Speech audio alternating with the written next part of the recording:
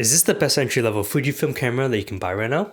Let's talk about it. So it's been about 2 months since this camera released, and I've been pretty much using this every single day since day one. And I know a lot of people have been asking for a review on it, so here it is. I just want to mention that this is not going to be a typical review on all the specs and features. There are a ton of other videos I can watch for that. This is going to be about my personal experience with using the Fujifilm X-M5 as an everyday camera, which is specifically what I bought it for. So when I just go for lunch, or when I go snowboarding, or when I just go downtown to shoot street photography, or use this as a BTS camera, that's basically how I'm using it in a wide variety of situations. I also want to mention that this is my first Fujifilm camera, so this is coming from the perspective of a Sony shooter. So first, let's talk about the build and design and usability of this camera. So this is a plastic build, but it doesn't feel cheap at all. It actually feels really well built. All of the buttons and dials are very tactile and nothing feels very cheap. And you can definitely hear this when I was doing an unboxing of it and just listening to all the sounds.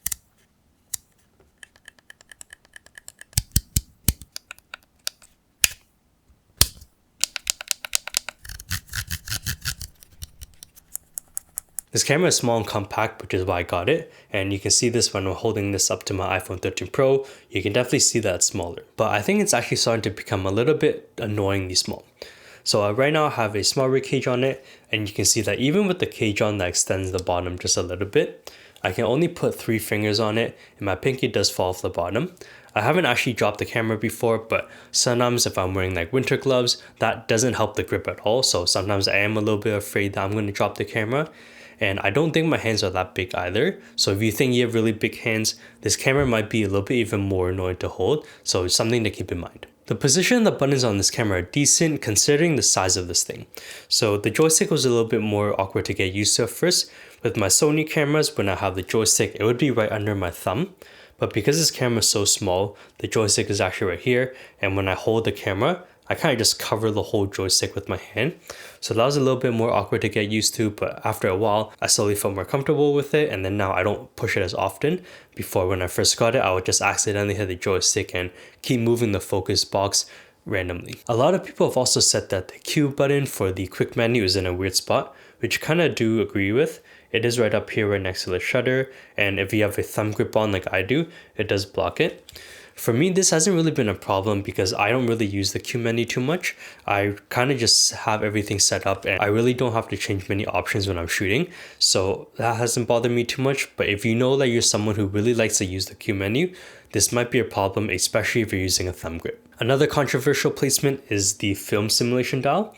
A lot of people have said that the film simulation dial is just a waste of space. It's very big. You could have put a whole other setting here. You can just access the film simulations in the menu. I think why Fujifilm did this is that this camera is more targeted at beginners or first-time Fujifilm shooters.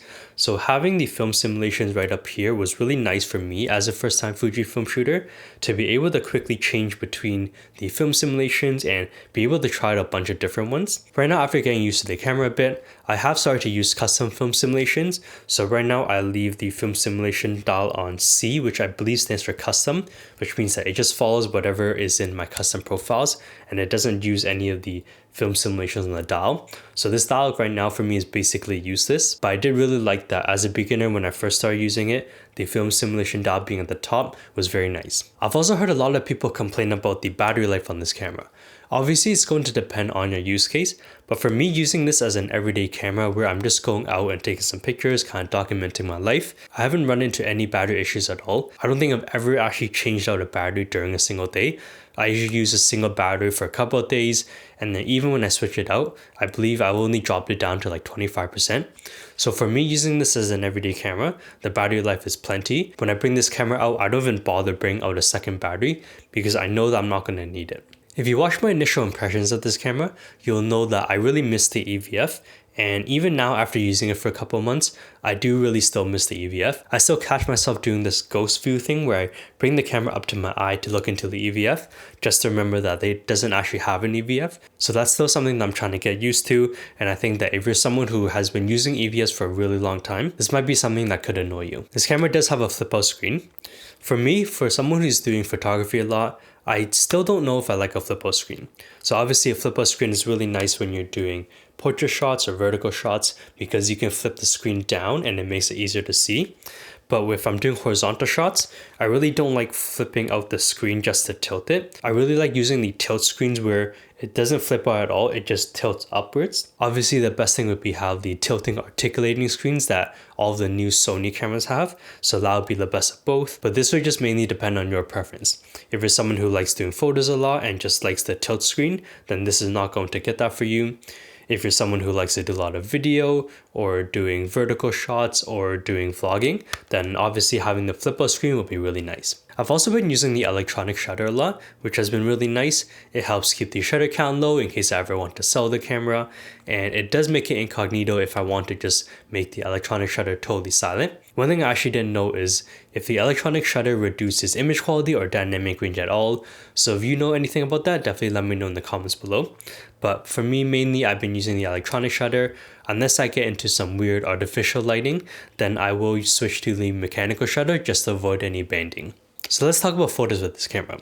Obviously, the image quality is very good. I think basically at this point in 2025, no camera that comes out is going to have bad image quality. So I think we can just safely assume that the image quality is very good. I have heard a lot of complaints that the autofocus wasn't as good on these cameras. And while I do agree that they're not as good as my Sony cameras, I did have some issues in the beginning with tracking, especially if the subject was moving in a weird plane. So they're not on the same plane, they're moving back and forth, and they're moving very fast. I did have some issues with tracking them. But after I changed some of my settings for the tracking, it definitely did get a lot better.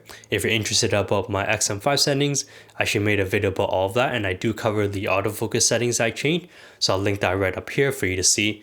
But definitely after I changed that setting, the tracking has gotten a lot better. And after that, I haven't had any issues at all with focusing for photos. Obviously, a really big standout feature with these Fujifilm cameras, and why a lot of people buy Fujifilm cameras, is the film simulations. And the film simulations in these cameras are so good that I don't even bother editing the photos anymore. I do still shoot RAW plus JPEG just in case I ever want to go back to the RAW files. But pretty much 99% of the time right now, all the photos that I shoot, I'm just taking the JPEGs and transferring them wirelessly to my phone so I can instantly share them with friends or post them on social media. And I basically don't even bother using the RAW files at all, which has been really nice. And I think that as an everyday camera, a lot of people just want to document their life, and especially if you have friends who aren't photographers and they want to just be able to have some moments that you captured, it's very nice to be able to not worry about editing because they're technically already edited with the film simulations. You take the picture, send it to your phone, and then you can send it off to them, which is awesome. I know a lot of people have been asking about my favorite film simulations for this camera. Don't worry, that is definitely coming out soon. Just working on a few more things. Kind of related to my video about testing out the film simulations and trying out a bunch, is one thing I wish the X-M5 had that I know other Fuji cameras do have, is that there's only 4 custom buttons on this camera, which means that I can only save up to 4 film simulations at a time, and if I have more than that, I have to delete one of them just to put in another. I don't know if all other Fujifilm cameras have this, but I know at least some others do, is that you can actually save 8 film simulations on it. So that makes it a lot more useful if you want to test out a bunch of film simulations, especially if you're a new Fujifilm shooter and you're still trying to figure out what simulations you like. Having 8 custom film simulations is definitely better than 4, and I wish that this one had it. One of the best features that I really like on this camera, which is probably an underrated feature that a lot of people might not care about, but if you're someone who really likes to transfer the JPEGs from the camera to your phone just to instantly send them to friends or post them on social media, one of my favorite features is that there's an option in the camera where it lets you transfer the images wirelessly without turning on the camera, which means that I don't have to walk up to the camera, turn it on, and connect it to my phone. I can just go on the Fujifilm app, instantly hit connect, and as long as the camera is close enough, I can access all the photos and transfer it, which is really nice because sometimes the camera's in my bag, and instead of having to go over to my bag and dig out the camera and then start transferring photos, I can instantly just go on my phone, tap connect, transfer it. I don't have to ever worry about the camera. I can just leave it in the bag. And again, this is probably a really small thing that a lot of people might not care about, but after being able to wirelessly connect to it and then going back to like a Sony camera or other Fuji cameras that can't do this, it definitely is something that I really liked. Low light performance with this camera has been pretty good. I do think that the noise and high ISO situations on these Fujifilm cameras look a little bit more natural than something on like my Sony cameras.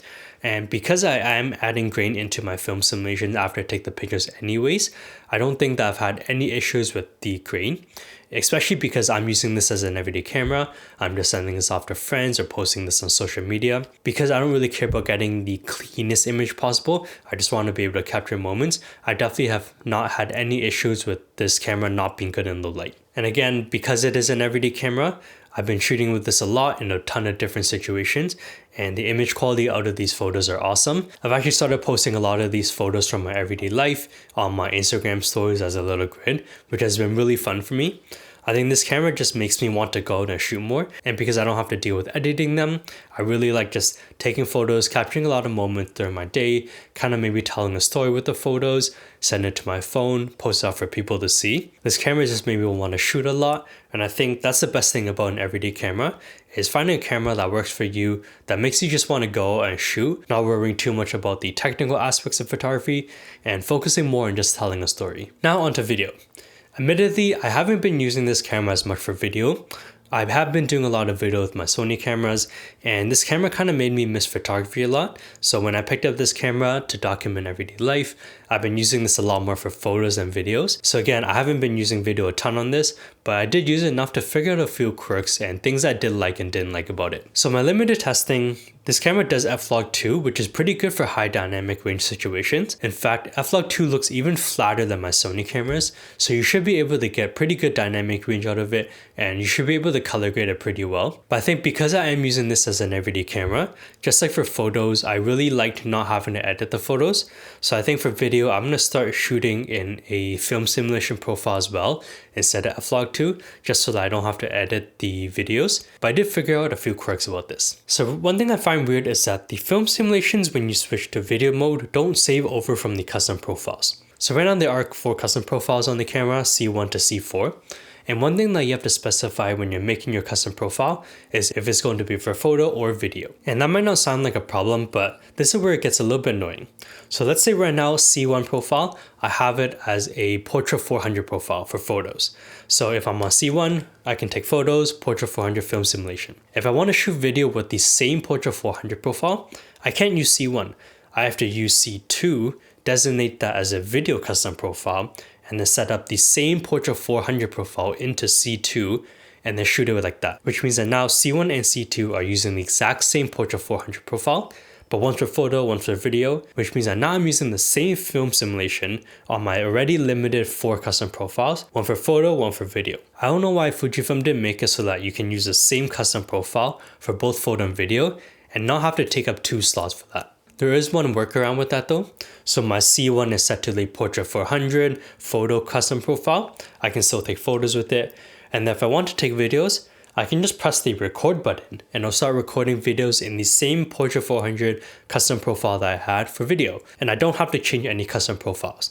And that's exactly what I was asking for. But weird thing about that is, for some reason, if you start taking video in that same custom profile, then my camera is stuck on exposure compensation mode.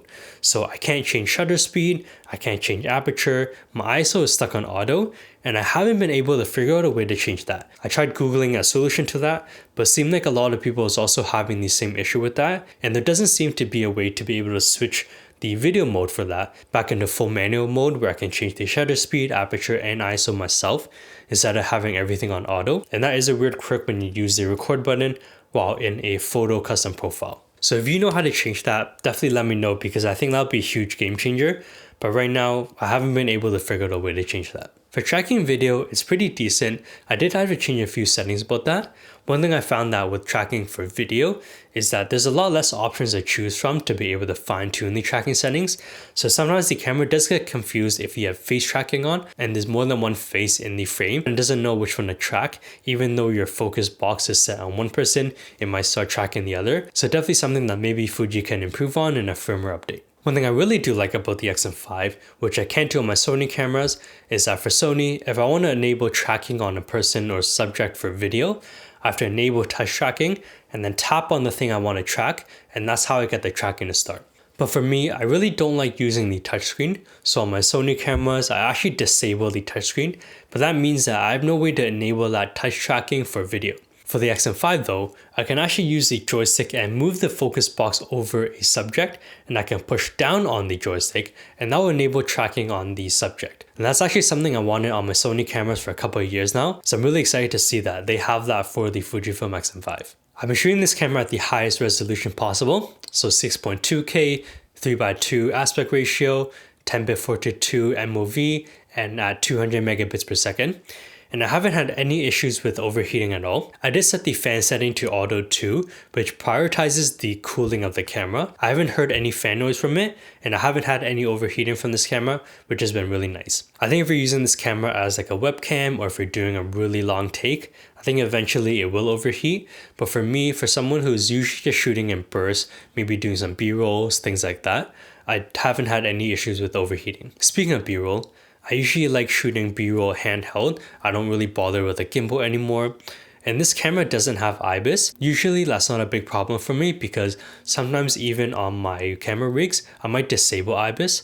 But for this camera, because it is so light, you're definitely going to see a lot more of that jitter because it's not heavy enough to stabilize it. So if you like shooting handheld, something to keep in mind. And finally, if you're someone who likes to use this camera in very fast running gun situations, there is a slight buffer from when you stop recording to when you want to start recording again.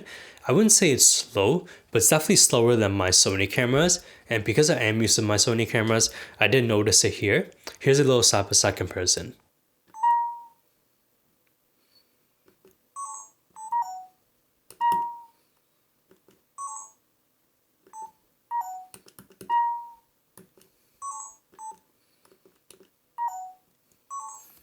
Again, this is only an issue if you're shooting in really fast-paced environments where you need to stop a clip and then start another one very fast. And if you're not shooting in one of those super fast-paced environments, this probably isn't an issue, but something to keep in mind if you are. Who is this camera for and would I recommend it?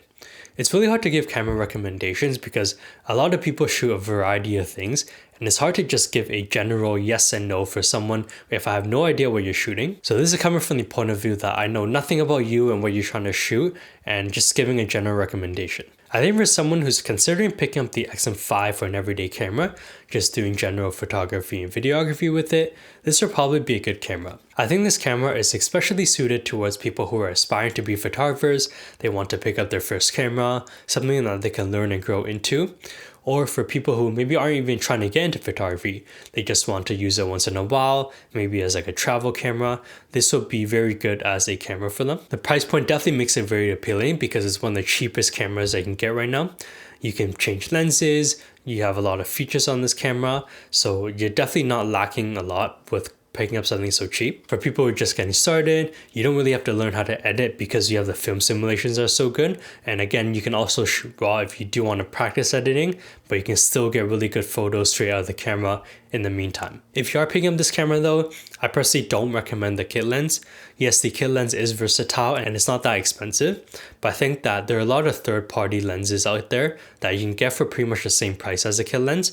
It won't be a zoom lens, it'll probably be a prime lens, but I think that the image quality out of those will be so much better. You'll learn a lot more with using a prime lens, and I just think that there's a much better buy. So that's pretty much all my thoughts on the X-M5 after using it pretty much every single day since it launched. Let me know what you think, and if you think I missed anything or there's questions that you want to know about it, definitely let me know in the comments below and I'll answer that for you. If you liked the video, smash the like button, subscribe to see more photo video content, and I'll see you in the next video.